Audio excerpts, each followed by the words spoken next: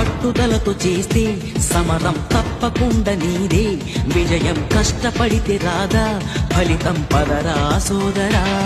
నీ ధైర్యం తోడై ఉండగా ఏ సాయం కోసం చూడక, నీ ధ్యేయం చూపే మార్గంలో పోరా సూటిగా.